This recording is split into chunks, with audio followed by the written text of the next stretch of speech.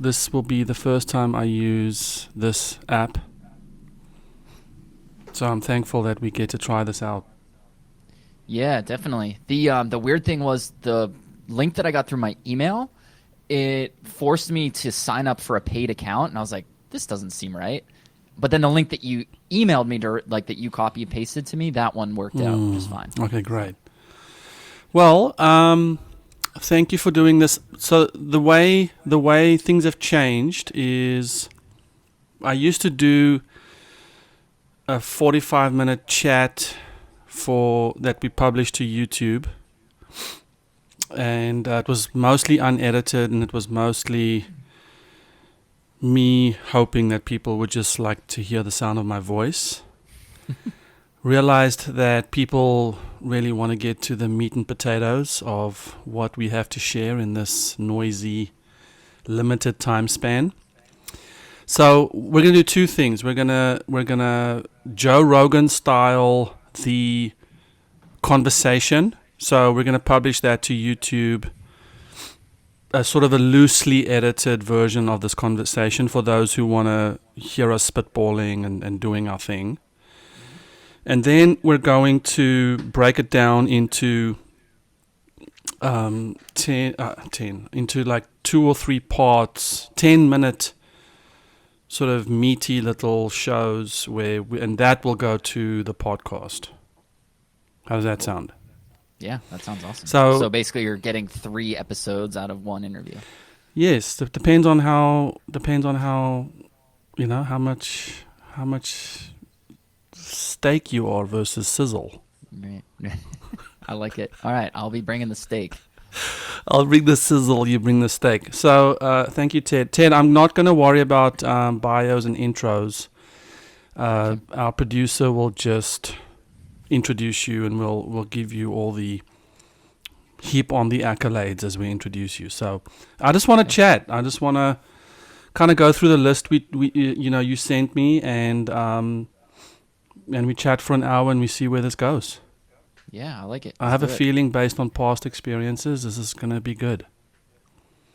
I'm ready. Let's do it up. Now, do you have a special hue light in the back there? Because it's too good to not say something about it. They are not Philips hue. They're this. Oh, They're like that's for conferences. that is amazing. Yeah, so it's just you just plug it in, and what we have them from is from we run IoT Village and a bunch of events, so we have all this professional grade event equipment, and so I'm like, yoink, I'm putting this in my home studio. Totally right works, now. bro. Totally works. So what is that event? It's a thing that we run. It's called IoT Village, and it's essentially a hands-on hacking event. And so we bring all these people together and get a bunch of devices and give people the opportunity to practice their skills of finding vulnerabilities in order to fix them. So that's where those come from. I couldn't sleep last night, and so I watched The Social Network. And Mark Zuckerberg scene where all the hackers or all the junior devs were hacking away, drinking and hacking and drinking and hacking. Is that what you guys do? It's not too far off. I'll tell you. I just feel like the pressure of, if I can sit back and relax and just do my own thing, I feel like I'll get a lot further than if I had to, like if it was competitive, there were people around me and we're all like, It's interesting you actually mentioned the idea of competition, because I was talking with some of our security analysts about this idea recently. I was asking them this question. The first question was, this was the question I posed to them. Do you agree that there is a shortage of talent, of security talent in the world today? I mean, certainly the headlines all say that, but is that in fact true in their estimation? And it's much more nuanced of an answer than this, but generally yes. But it's not quite the scenario that the headlines point out. But in simplest terms, yes.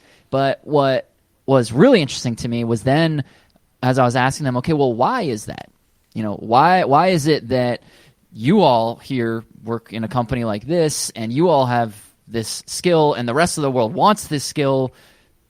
Why is that demand not being met well enough? And there were many elements to the answer to that question, but one of the things that I thought was really interesting was this idea that they said, well, many computer scientists aren't going to want to compete against other human beings, which in essence, that's what ethical hacking really is, right? You're trying to be more creative than the other person who's building the system.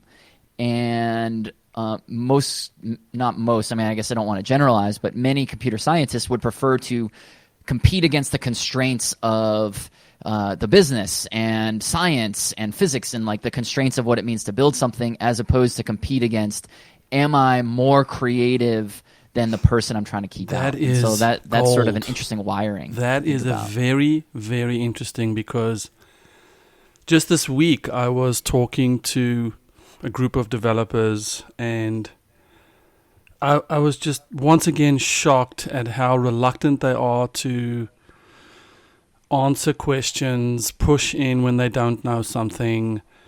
The eternal comparison against what other computer scientists know or engineers know is such an inhibiting factor for creativity and problem solving. It's really very, very sad. And one developer actually said to me, I go from not knowing to being extremely afraid of looking stupid into depression. Boom. He said that is my cycle. Wow. That's a sad cycle indeed.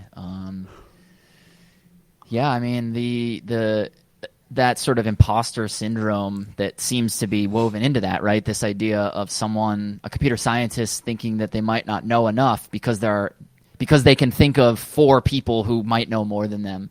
That's really a downside to the amount of intelligence there is in the world. Right? You're smart enough to realize there's people better than you. The reaction shouldn't be, well, then I'm not good enough. And we run into that in the security research community all the time, where there are people in our organization who will invest all this time, effort, and energy into a piece of research, and if it's not going to be on the stage at DEF CON, they don't want to talk about it, because they're like, well, if I'm not breaking new ground, then what's the point? And on one hand, that's great. That's a wonderful mindset, a wonderful aspiration to say, to set your sights on excellence. And certainly that's why I choose to, have people like that work at our company. But the second domino to that shouldn't be, and thus I will not share it with anybody. And combating that is, of course, challenging. Yeah, I just to continue this therapy session, I recently, with the same group of engineers, was working on Circle CI scripts and sort of the CI/CD pipeline, and I can't tell you how uncomfortable I felt. The whole time I was like, I shouldn't be having to ask this question because they'll think I'm stupid. And I wish I could, and this just kind of ties back into the bunch of people sitting around a table, just the joy of chasing sort of the honeypot or the open port or some Stack Overflow, something that they can chase, and there's this joy in doing that, that I just think represents, well, maybe I'm wrong, but I feel like it represents such a small part of the computer science community who would rather, in the quietness of their office, confess to Google what they don't know through their search terms, versus in Slack just saying, hey guys, I just need 5 minutes of someone to tell me, how do you set up your Docker container? Because now, he doesn't know anything about who is this person that they, and it's very, very sad. Well, that's certainly one of the the beautiful things that you've set up with the 7 CTOs community. And I was not, encourage your coach to make this plug, but what you've created, I mean, I love it. I love being able to be part of this community because of that exact thing. People are always asking questions, and I can't think of a single time I've seen someone ask a question that someone didn't answer. I mean, even if it's like not a great answer, people are still trying to help each other, and it does sort of feel like that the ego is checked at the door, and people are like, okay, well, we're all here to get better, so let's all get better. And maybe, and I know we're not getting to the actual topic, but I often attribute that to the social contract that exists because people are, by the time they join 7 CTOs, they've gone through a fairly rigorous, like, are you the right person? Are you a peer? Do you have a growth mindset? I mean, we both know that if you ask a question on Stack Overflow, let the flame wars begin, right? Because why did you do it this way? You should do it that way. And so I just wonder if part of the secret lies in that some sort of safety that has to be created, which I do not think exists at a hackathon, or it's like, but maybe at a hackathon the frame is, hey, there's a prize, and so we're all facing the prize. We're not looking over each other's shoulders as to who knows what. So that's a tough one. Yeah. So this is one of those, I think, hidden, really unseen challenges that a lot of companies when they're building software are facing, and that they don't necessarily right out the gate realize is the advantage of when you're working with external security partners, because I'm always asking myself that question, right? As that company who's going to come in and help other companies build their solutions better, I'm always trying to put myself in their shoes and try to understand what are the problems they actually have, what are the problems they're not telling me that they have, and how can I help them?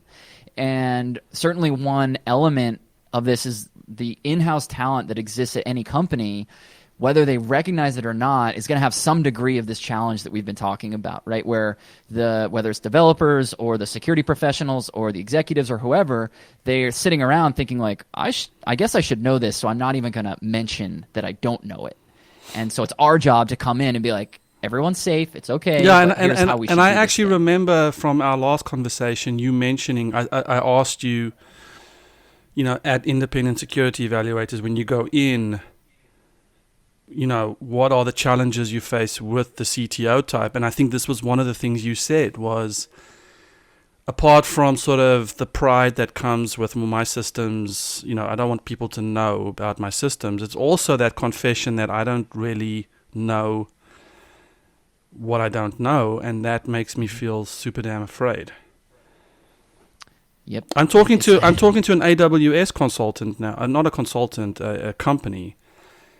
And we're talking about bandwidth costs between AWS and DigitalOcean.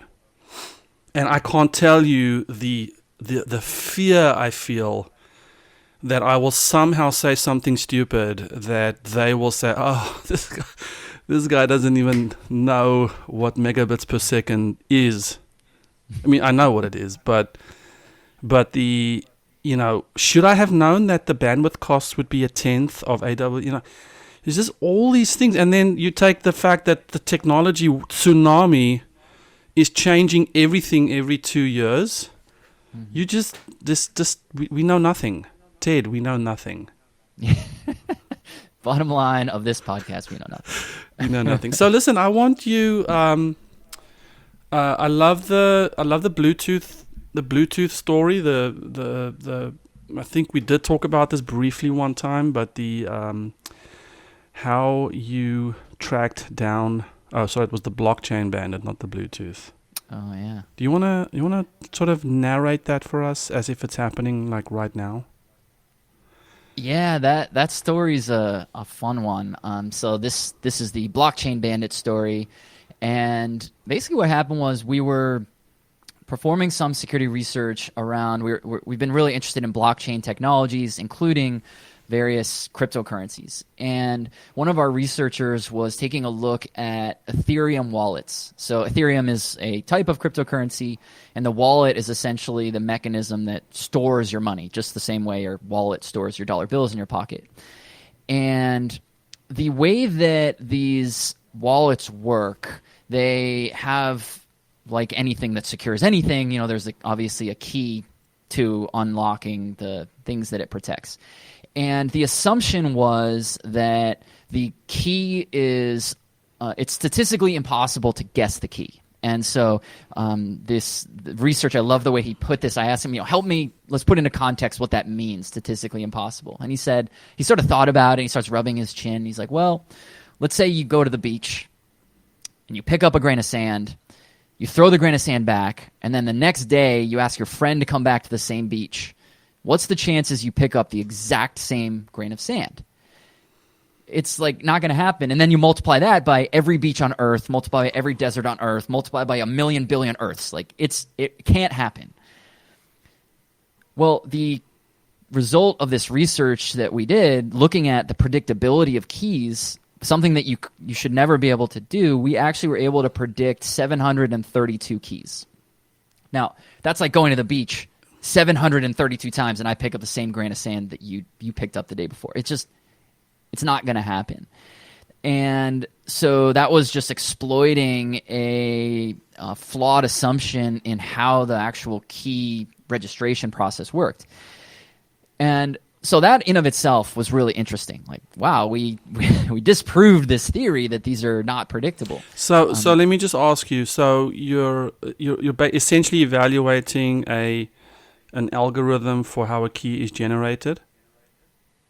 Yes. And in evaluating it, you realized the uniqueness wasn't quite what the claim was. You were able to predict what the key would be 732 times.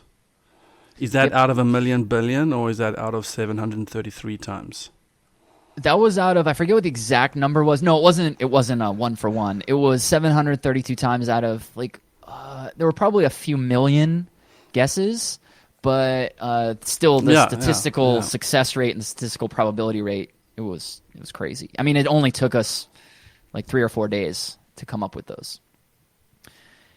But what happened next was kind of interesting too, because since this involved the blockchain, which is publicly available information, we were interested in understanding a little more about these wallets. So the first thing that we did was we went to investigate, if someone now has this key, which we had predicted 732 of them, and then there were certainly more beyond the scope of what we invested time into, how much money are we talking about that's at stake? So we went and we looked at those 732 wallets, and because it's on the blockchain, we could see how much money was in them. And it was shocking. It was the equivalent at that time was about $54 million worth of currency. That was the equivalent of like stacks of cash just sitting out on the sidewalk, right? That's all someone needed to do was do what we just did, and they would have the key to the wallet, and they could take this money. I mean, it's tens of millions of dollars. So that stage, we were like, wow, this is really, really cool. This story can't get any cooler. But it did. So then we said, well, what's happened with that money? And of course, we noticed, I didn't mention this a moment ago, but of that $54 million, every single dollar of it had been withdrawn from these bank accounts or from these wallets. And so as we saw that, there's only 2 reasons why that would happen. The first reason would be someone who owns all of these wallets, it's actually their money, and they're consolidating it to a central place. And that was what the ledger showed us. The blockchain showed all the money was going to one place. And so one reason would be, okay, this is a person who owns all these, they're consolidating it, no issue. The other would be a thief has figured out what we just figured out and is stealing it. So we weren't sure which it was. Essentially, you can steal it by doing a very simple transfer from one key to another, right? You just transfer. Yeah, so there's some elements to it, but once we had the key to the wallet, we now could extrapolate from there in order to actually access how you manage the funds. And so if it's your wallet, you should be the only person who's able to do that. But because the key was predictable, someone else could do that. And so, all this money had been centralized to this one place. And of course, mind you, there's no way to ask anybody because of the very nature of cryptocurrency. There's no central resource. It's not like you call up the manufacturer and you say, hey, I noticed this thing. There is no manufacturer. You can't even call the FBI or any sort of nation state's law enforcement because it's borderless, which is the benefit to it. But in cases like this, you're stuck. And so what we did to verify what's actually going on is we ourselves put $1 worth of our own currency in one of those compromised wallets to see what would happen. And within an instant, I mean, it was less than 30 seconds, that money was gone, consolidated into the central wallet. So we knew that this was clearly somebody who had some sort of automated alerting system checking for things like this, and they were able to steal our money. And it was clear that this was a thief. And so we named this person the Blockchain Bandit, and we broke the story with the Washington Post. Yeah, the Washington Post, they wrote a big story about it. And so we've been sort of observing what's this thief going to do. And what's interesting is, the pros and the cons. The money's just sitting there. And our theory is because this thief knows that in order to take that money and turn it into fiat currency, dollars or whatever, or euros, the authorities will be right there to throw handcuffs on this person. So they're a little bit limited in what they can do with it, but nevertheless, they've stolen this money. It's irretrievable. There's no recourse. There's no law enforcement action that can be taken. So it's pretty nuts. Of course, my mind is racing with sort of all the ways in which that can be exploited, because you could technically run all sorts of prediction algorithms then, right, to try and find keys. Yeah, I mean, the scope of the research was concluded, right? We were able to prove that this assumption was flawed about how the keys actually work. But someone who is financially motivated, I mean, we're even pretty sure Blockchain Bandit, this is actually what they're doing. And to be able to take this type of attack technique and scale it, I mean, it's crazy. What's crazy about it is to catch someone doing it. I mean, it's like if you went to go rob a house and there's another thief in the house who's already robbed everything, and you like, it's just so bizarre to run into someone else doing the same thing. And so, it's just nuts. Wow. Is ISE doing any work in the crypto space? Yeah, we have a number of customers that are themselves innovating in this space, and security is obviously a key component to it. And so one thing that's really fun about that is we get to do these security consulting projects or these security assessment projects on these forms of technology that are just completely brand. I mean, we're talking like revolutionary if blockchain technologies actually are adopted the way that the pioneers of technology of blockchain think that they will be. So in one sense, that's really fun to be on the absolute front cutting edge of technology that does have the potential to really change society. That's a security consultant's dream to be doing stuff like that. It has some downsides too, of course, though, because the industry, because it's so volatile and is so unstable in a lot of ways, and the future is far from certain. The fortunes of what's happening in the industry really ebb and flow almost in lockstep with the price of Bitcoin. And so one of the things that we commonly run into is when Bitcoin's soaring, companies are like, we're doing everything. And then when Bitcoin's crashing, they're like, okay, everything's on pause. And sometimes those things happen in the same day. And so it's just, practically there are some challenges, but it's a cool space to play in. Yeah, I think as we speak, I think yesterday there was a bit of a Bitcoin run, right? Or are we still in it? I don't track the price of Bitcoin on a daily basis, so I'm not entirely sure. So are you when you think about the network layer, you think about the application layer, you think about identity, you think about social hacking. Like, what are you seeing, with this tremendous move in DevOps around, Kubernetes and Docker and all these sort of automated deployments and continuous deployments going to a whole new level? Are you seeing a lot of application layer sort of work these days, or are you more on the network side or on the identity side?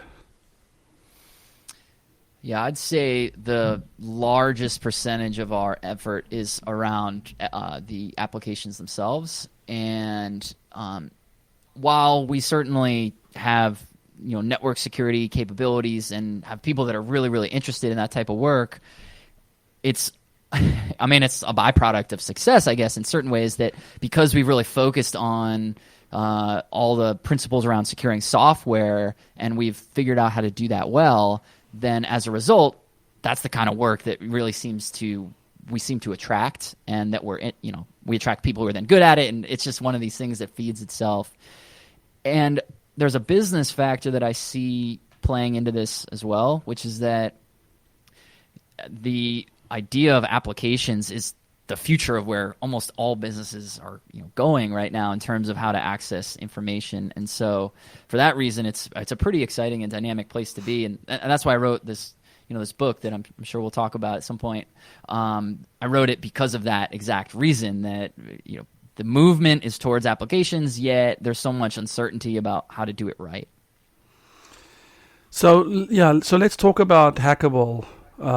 Tell me more about who you're writing it for, why you wrote it, and give us some delicious nuggets from the book. Yeah, okay. Well, I wrote this book for what I can generally describe as technology leaders, specifically people who, irrespective of whatever your title is, who are responsible for the security of a given piece of software. And so in some cases that's the CTO or the CIO. Some cases it's a VP of engineering or a lead developer. Sometimes it's a security role like a CISO or a security architect or whatever. But rather than thinking about it in terms of titles, I like to think about it in terms of who's the person who's on the other end of the finger that's getting pointed and saying, make sure this is secure.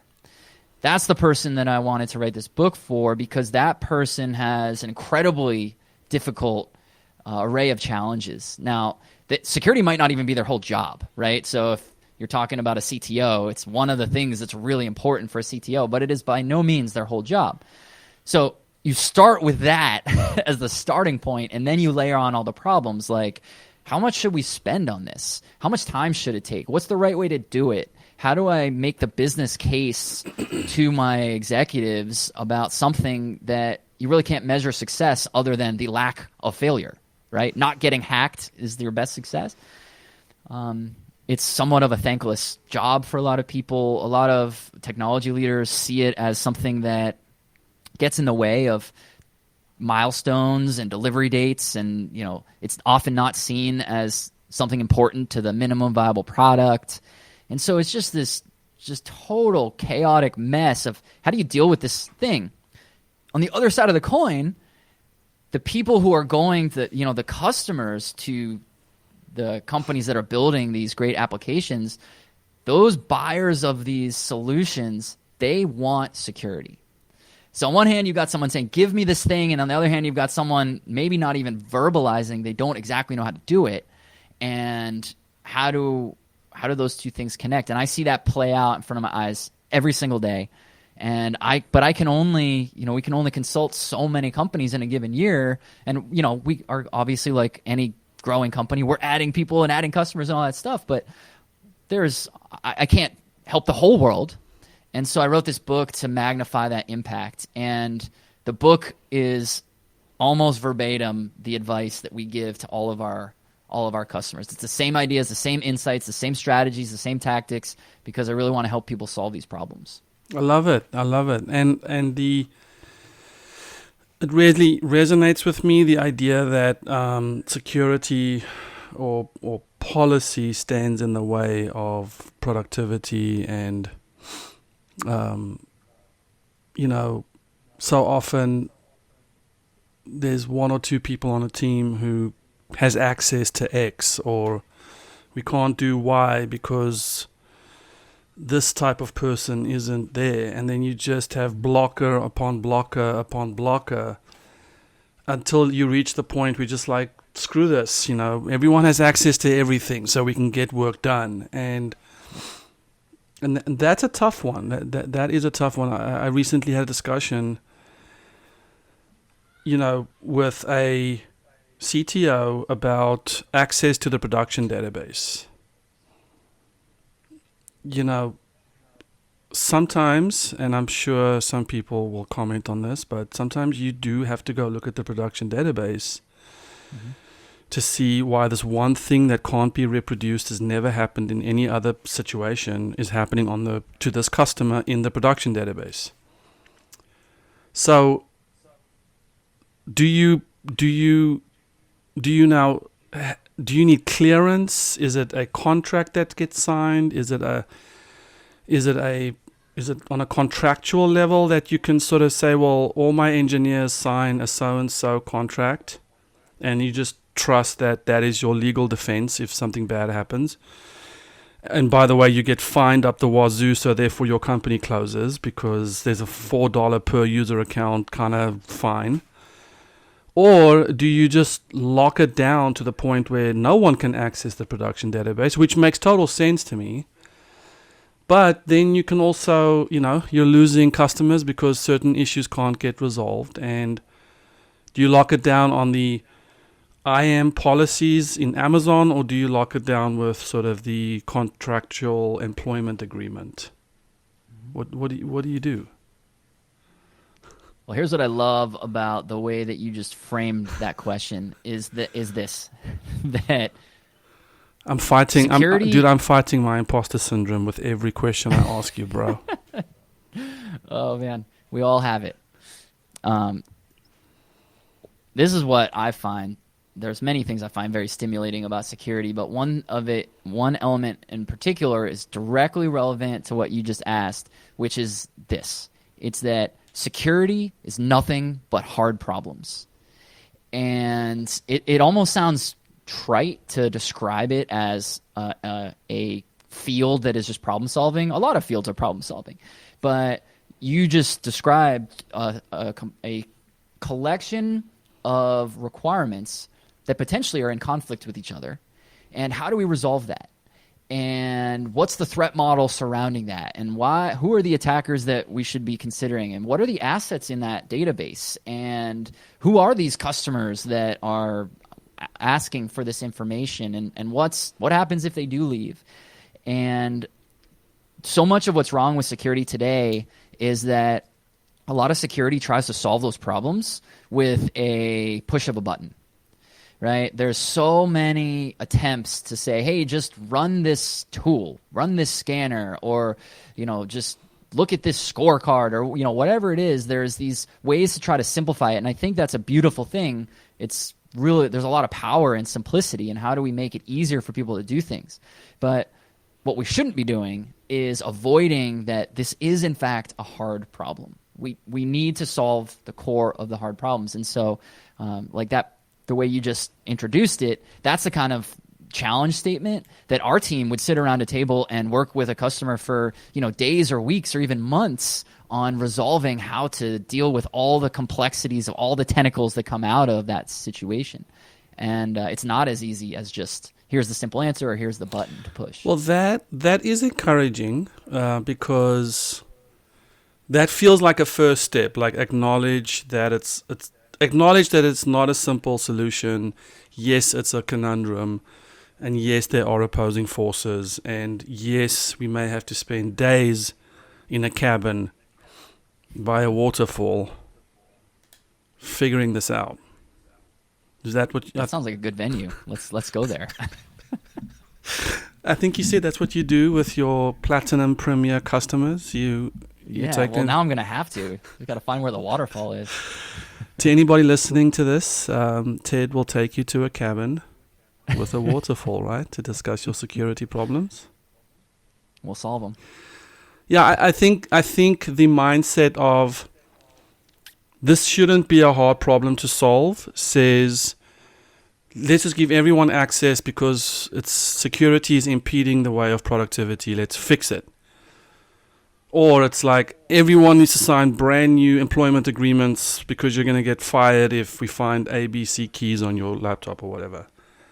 But those are, like you said, those are sort of the simple, that is not giving the issue the necessary intellect and respect that this is a tough situation.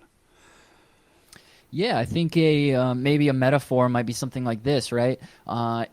If I were to say, well, my goal is I want to run a marathon, right? Then that is understanding that goal and understanding the requirements around achieving that goal. That helps me determine what I do each day.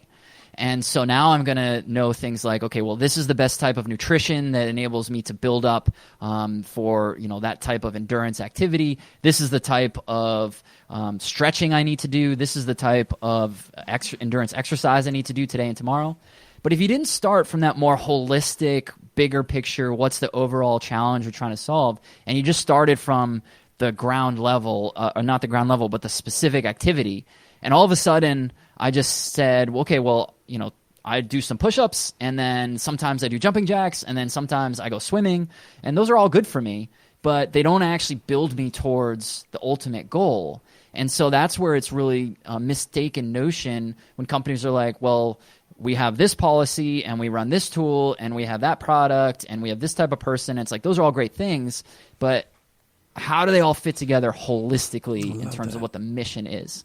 And a lot of companies really struggle if you ask them flat out, what's the security mission? How does security support your overall corporate mission? What's your threat model? If I asked anyone in the company, would they be able to answer what the threat model is? Those kinds of things. And it sounds really obvious, but you need to understand and communicate them. No, I think that is because so many, the first time I usually hear a company, especially a small startup, talk about thinking about security and tightening things down, it starts with that penetration test, right? It's like, oh, we need someone who can help us run penetration tests.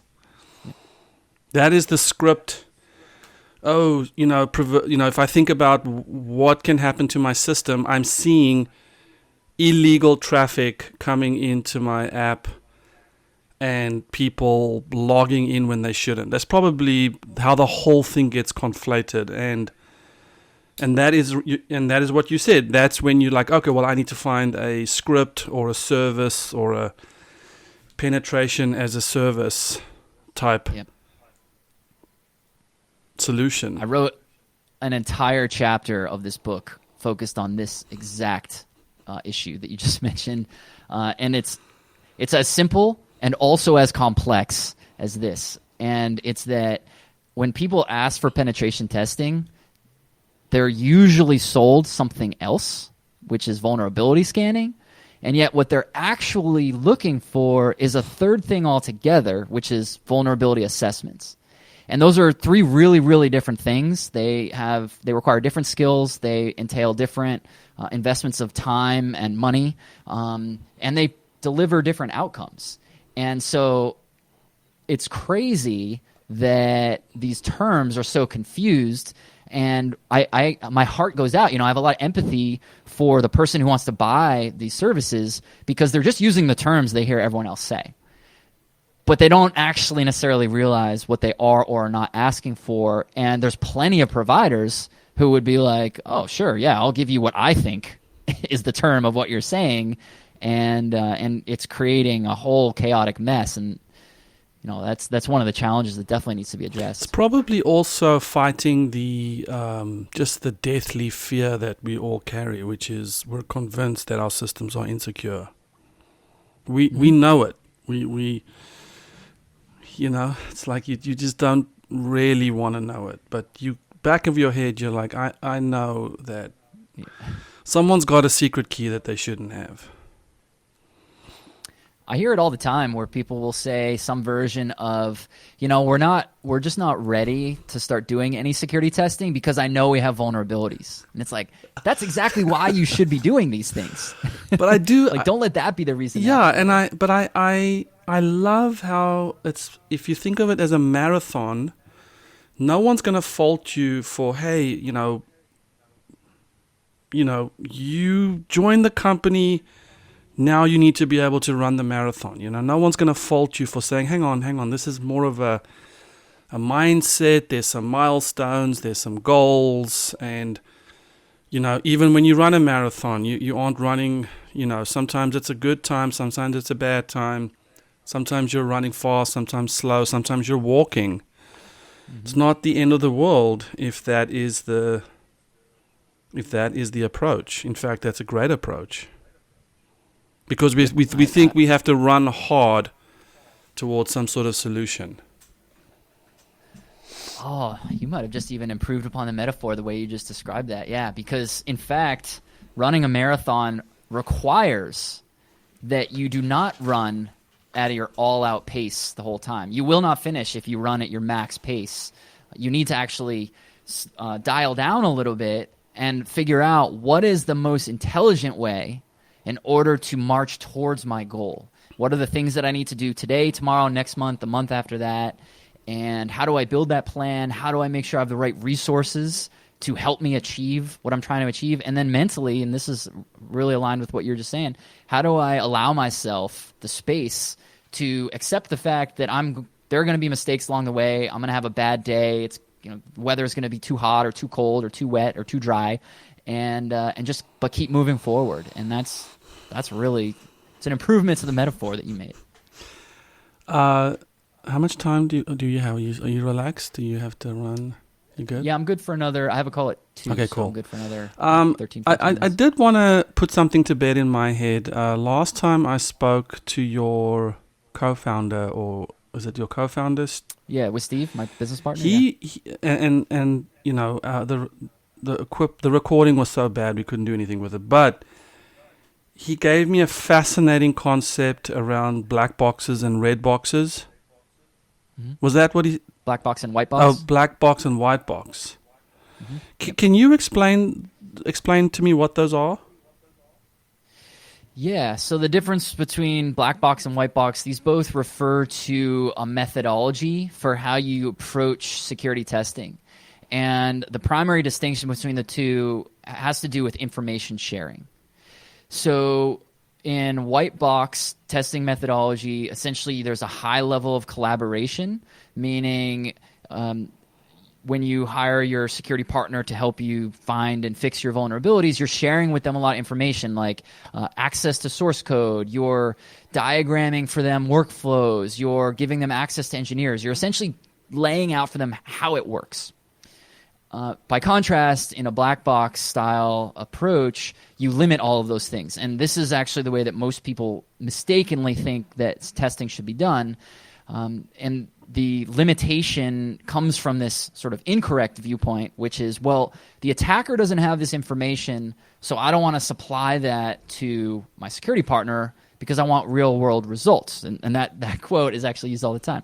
But that's actually not what happens when you do black box testing, because really all that you're doing is you're limiting information, which makes your partner's job harder, which makes your outcome less valuable.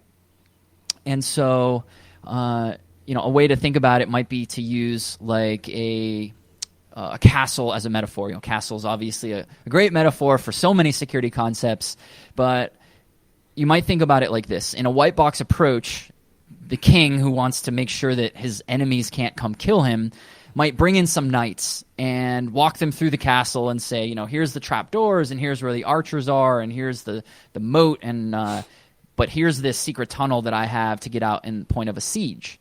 And in that white box approach, the knights, they don't even need to try to break into that tunnel. They'll be like, let's talk about this tunnel real quick because someone might be able to come in it. Whereas in black box, those same knights would come to the outside of the castle. They'd look around. They'd see some of the same things like the archers and the drawbridge and the moat, but they wouldn't know about this catastrophic flaw that is a tunnel that goes straight into the king's bedroom, basically. And So where does that leave the king? The same vulnerability exists either way. The only difference is in one form of testing, he had no chance of finding it, and the other one, they found it in minutes. So that's really the power of information, is it enables you to get a whole lot more value, helps you understand how many vulnerabilities you might have, how severe they are, how they impact your business. And most importantly, it tells you how to fix them. Because, those knights walking through the castle, they know how the castle works now, and they know how the king operates with his Kingsguard and everything. So they're going to be able to say, hey, in the context of the way that this system works, here's the change you have to make. Whereas in black box, if they find a vulnerability, they're like, well, I don't know what it's like on the other side of the walls. So here's the problem. See if you can fix it. Is it possible for us to come up with a red box idea as well? Right. What would the red box? Red box? Are we talking about like the DVDs? Red box testing is a failed business model. Red box testing. I feel like. You might be thinking of red teaming. That's another. Oh, I think that's what I was thinking of. Red teaming. Yeah. What is that? Yeah. So red teaming is an exercise that tests your security team's response, which is typically called your blue team. And so what's interesting about red teaming is the whole point. Red teaming is another term, by the way, that gets confused all the time. It's often used as synonymous with penetration testing. It's not. Red teaming is you run a simulated attack against an organization in order to see how do the responders behave. Do they follow the correct protocol? It's kind of like, imagine it as a fire drill, right? When the fire alarm goes off and you see smoke, does everybody follow the protocol and make their way through the emergency exit, or do they start panicking, or do they just ignore it? And that's essentially what red teaming is intended to do. It's intended to test the people who react. It's not actually testing the technology or the defenses themselves. Got it. Okay. So, Ted, can you bring it home for me a little bit on two aspects? One, you mentioned to me that companies can actually use their security as a competitive advantage. I'd love to know more about that.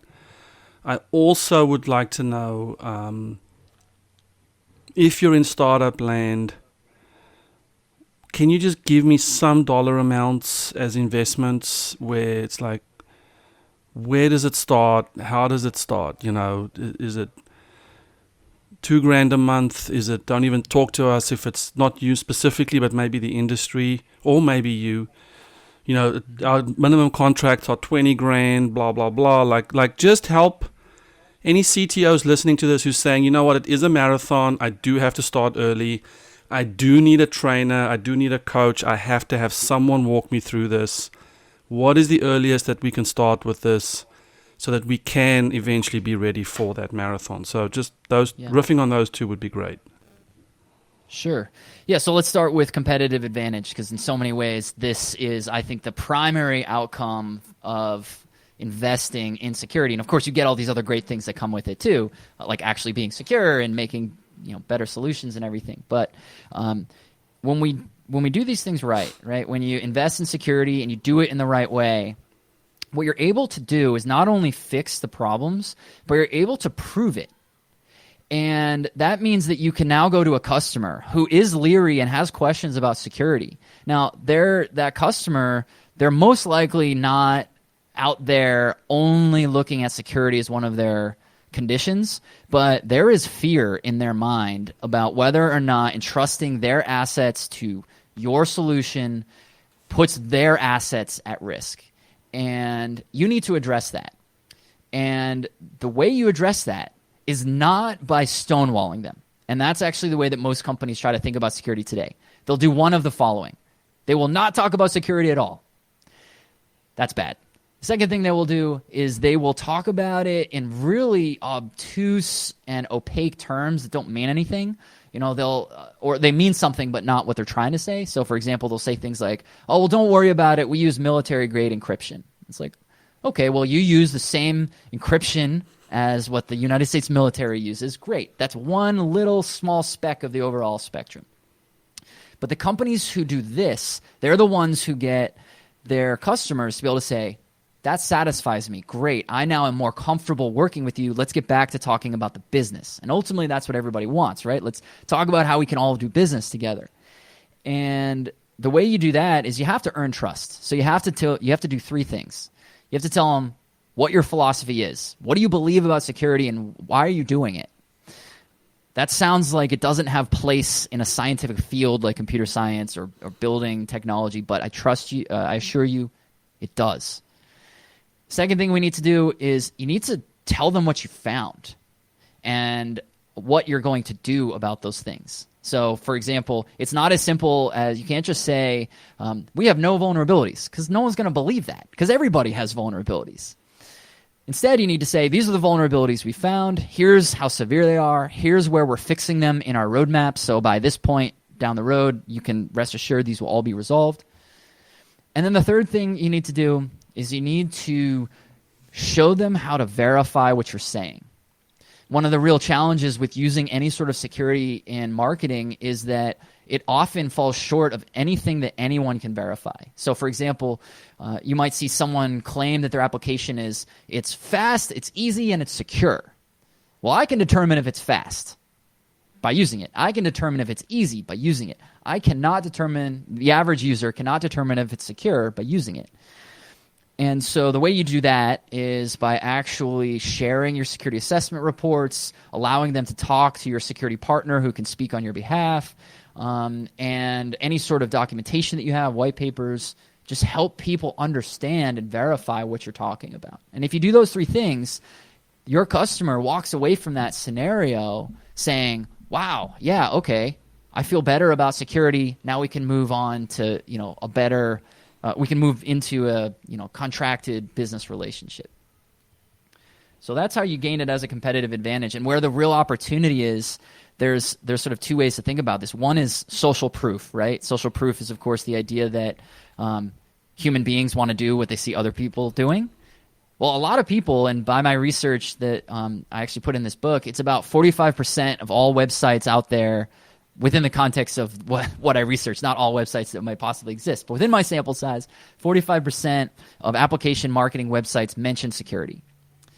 So that's a good sign that people should realize, hey, a lot of other people are doing this too. I should do this as well.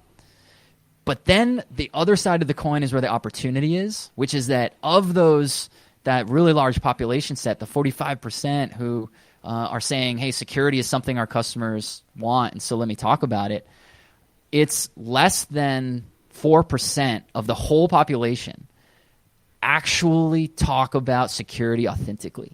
So most people are saying, hey, security matters, but then they're throwing this nonsense out. Like, we're the world's most secure whatever, but then they don't back it up. They're using claims like military-grade encryption.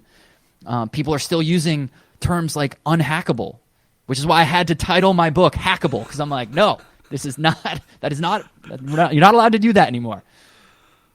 And so if you do that, you can realize, obviously your audience is the people building these solutions, but there is a marketing brain amongst everybody that's building solutions, and the marketers want those of us building solutions to know these things as well. And we should realize that's enormous opportunity. If the customer wants a thing that 96% of the world doesn't deliver, oh my gosh, that's an enormous, enormous opportunity.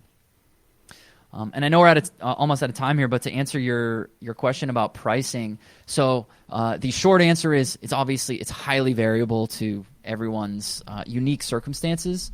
But one of the things that I have in the book, and the numbers are getting refined right now, I don't have it completely finished, but is some benchmarks to help people think about based on either revenue, on headcount of developers, or on your budget for software development, to give you some actual like a litmus test. Are you in the right bands for what your investment is?